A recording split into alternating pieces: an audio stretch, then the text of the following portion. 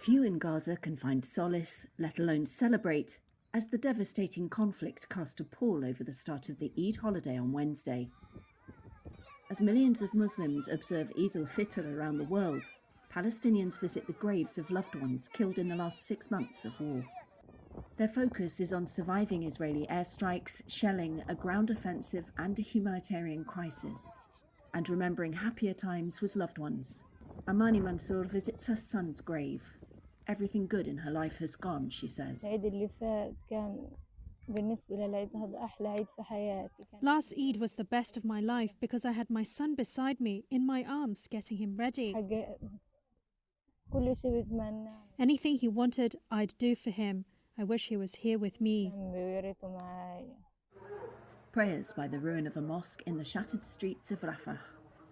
Israel's assault has killed more than 33,000 Palestinians and wounded more than 75,000. Hospitals have been destroyed, medicine is in short supply, and many Gazans are at risk of famine. Mahmoud al-Hamidi uses a wheelchair since he was wounded by the Israeli military. Last Eid, I was surrounded by my children, looking at them with joy. But today I am injured, unable to move or go anywhere. Most Gazans will be homeless on this special day for Muslims, which marks the end of Ramadan. More than 1 million people are crammed into Rafah, many living in tents after their homes further north were bombarded.